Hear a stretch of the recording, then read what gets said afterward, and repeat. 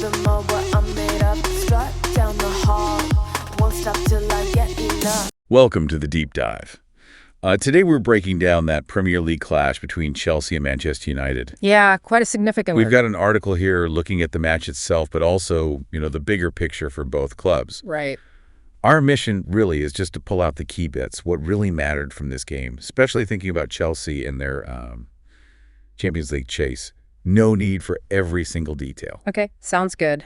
Let's get straight into it then. So first off, the result itself. Chelsea getting the win 1-0. Yeah, and it was Marc Cucurella with the header. Crucial goal. And it means Chelsea haven't lost at home in the league in, 10 games this year? 8 wins, 2 draws. That's quite a run. The article called the win edgy, though. It did suggest it wasn't exactly comfortable, maybe a bit nervy towards the end. Could be. And it might have been different if Man United had taken an early lead. Remember that Maguire goal? Oh, yeah, disallowed. VAR, wasn't it? Yeah, a really, really tight offside call from a Bruno Fernandes ball in. So close. That happening so early. Yeah, that could really shake in Chelsea. Definitely. But they seemed to respond okay. Reece James hit the woodwork, didn't he? He did, yeah, hit the post with a long-range shot. And Onana had to make a decent save to stop Cole Palmer, too. So Chelsea were creating chances. Which they really needed to do because Aston Villa had won earlier that day. Ah, right, against Spurs. Yeah, that definitely piled the pressure on Chelsea.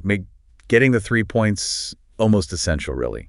A draw wouldn't have felt like enough. Exactly. But, United weren't just there to make up the numbers. They had moments, too. For sure.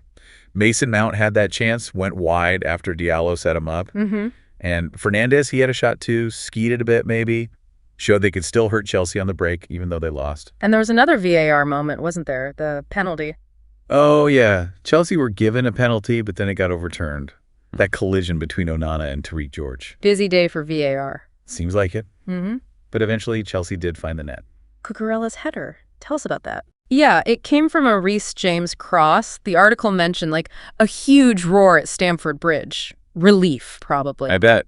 And then Madueke nearly made it 2. Missed a chance soon after. Yeah, kept it at 1-0. And United pushed near the end. They did. Amad Diallo forced a save from Robert Sanchez. They were looking for that equalizer. But Chelsea held firm. So looking at the table, what does this mean? Well, big implications. This win moves Enzo Marseca's Chelsea up into 4th place.